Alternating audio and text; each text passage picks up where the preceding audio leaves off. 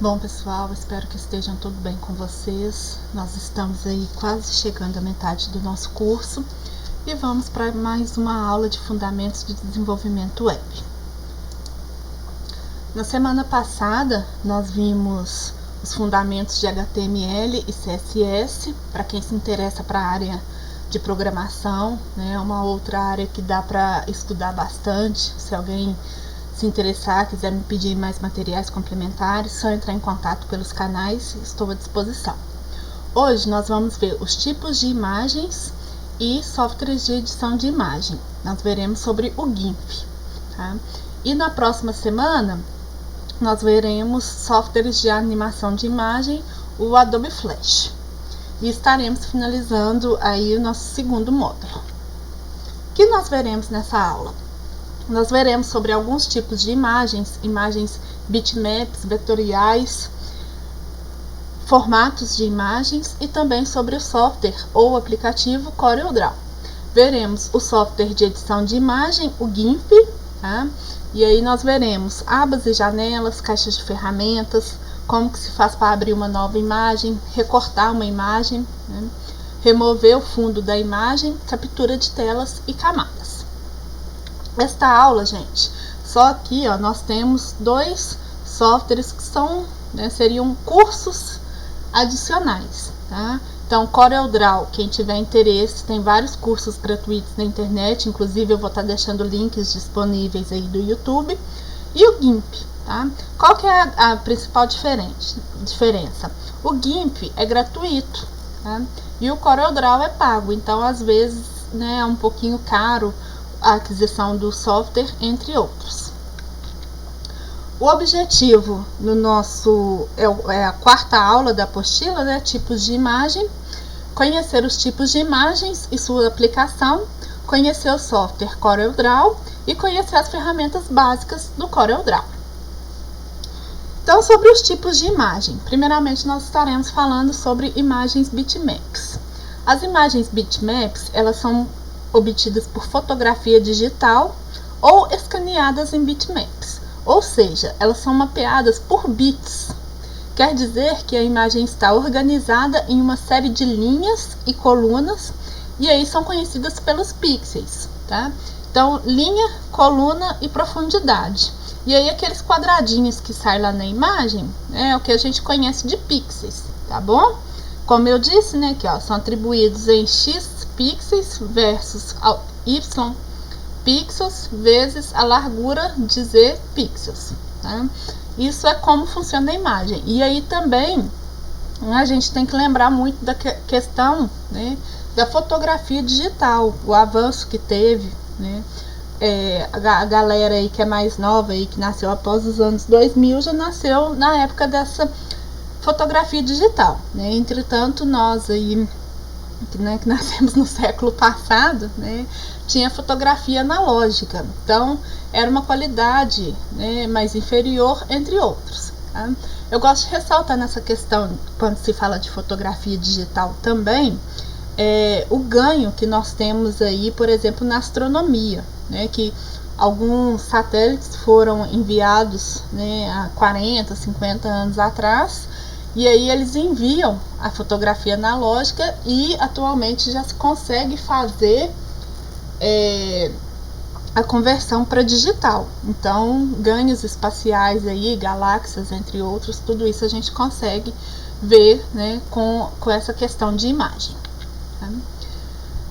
Como eu disse, né, a imagem bitmap, então, por exemplo, aqui, a profundidade de uma cor, né, o número de cores, 2 cores, e aí a imagem em bits, né, é 21 ao expoente, tá? Aqui nós temos 32, se não me engano já tem 64, tá? A profundidade de cor, então 32 cores, olha para vocês verem, eu tenho um número gigantesco, né? 16.777.216.000 cores. E aí o expoente é de 232. Tá? Aqui para vocês verem, né? Olha a diferença da resolução, ó. Essa última imagem aqui, né? Olha aqui, 36 por 34 pixels, né? Basicamente a gente vê que é um cachorro, mas a gente poderia dizer até que é uma sombra, né? E aí uma resolução maior, olha para vocês verem, né? 175 por 163. A gente já vê nitidamente que é um cachorro, né? Agora nós vamos falar sobre as imagens vetoriais, tá? Elas é feita com cálculos matemáticos, né? E aí as coordenadas cartesianas são denominadas vetores, tá? Esses vetores eles podem ser redimensionados em qualquer escala, sem perca de qualidade. Então fica bem melhor a qualidade, tá? Ela é composta por elementos sobrepostos e independentemente um do outro, né, o que permite a sua edição, tá? Porém, as imagens não possuem qualidade fotográficas.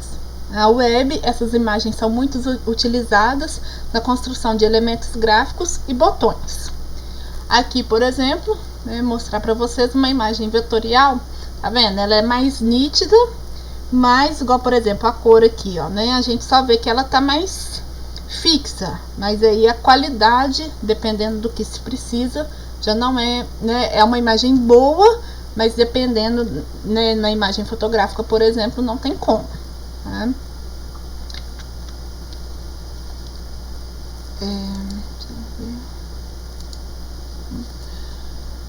Agora nós vamos falar sobre os tipos de imagens, tá? E são formatos que existem, né? Vocês devem provavelmente salvar imagens aí em celular, né? Então existem vários formatos para se trabalhar e aí cada um se identifica com um tipo, né? Ou com o que precisa naquele momento.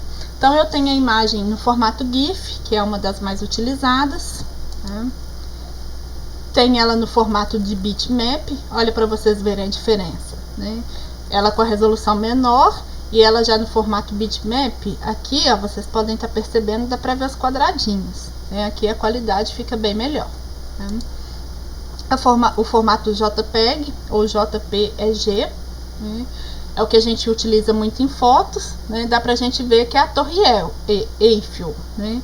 Entretanto, por exemplo, a árvore aqui, ó, né? Dá pra ver um escuro, a gente não se vê com muita clareza, né? E aí entra a questão de flash, resolução, entre outros. Aqui eu tô apresentando só o formato, tá, gente? Tem o formato PNG, que não tem na apostila, eu quis colocar pra vocês, né? Uma imagem aí, tá? Vocês podem ver que ele é a qualidade é bem maior, tá? Então quem trabalha com edição de imagem, editores gráficos, gráfica de publicidade, usa muito esse formato, tá?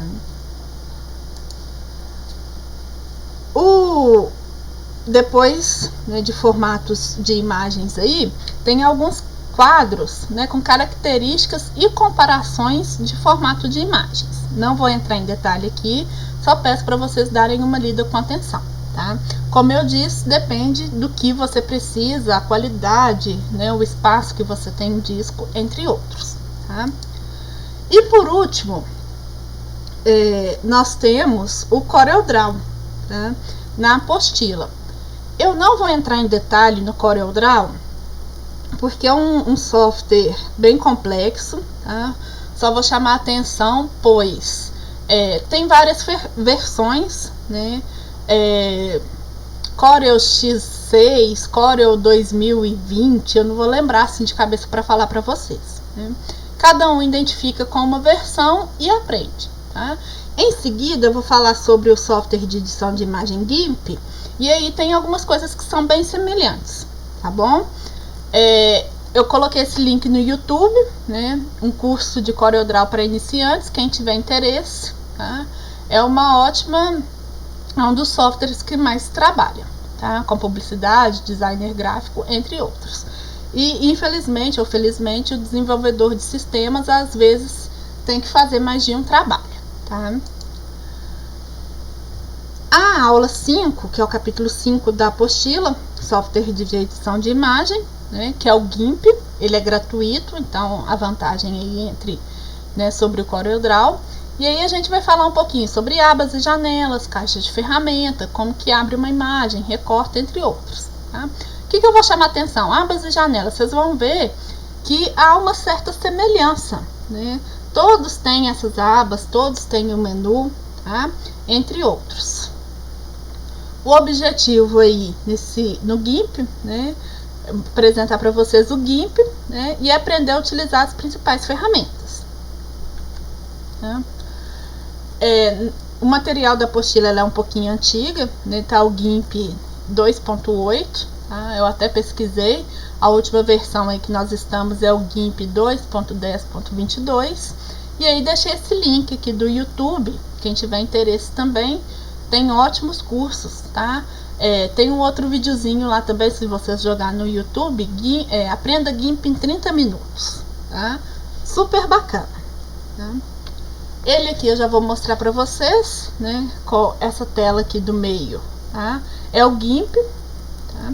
Ele tem um menu na horizontal e geralmente do lado direito, né, caixa de ferramentas, e do lado esquerdo, né, caixa de ferramentas, do lado direito a questão de cores, entre outros.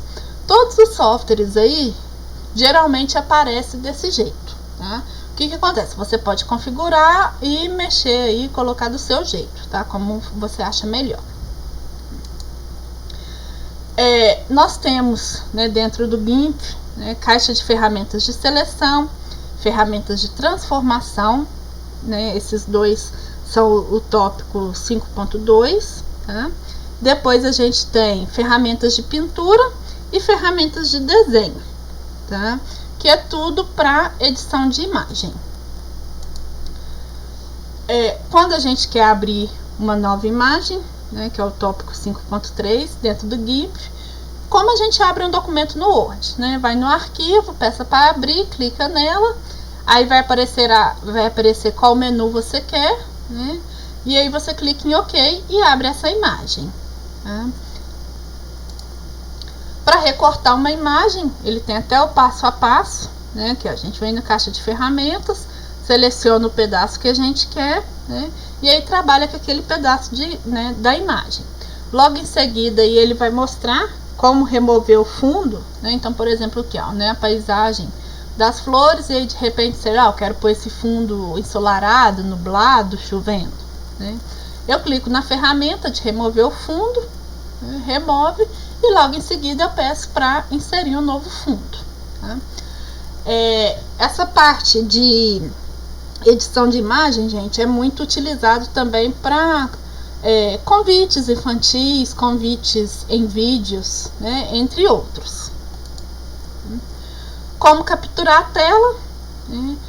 Inclusive o GIMP deixa você capturar a tela da sua área de trabalho, tá? Aí tá explicando passo a passo lá na apostila. A questão de camadas, tá? Que é muito útil, principalmente parte de designer de interiores, de arquitetura. Então a gente pode trabalhar com GIMP também nessa área, tá?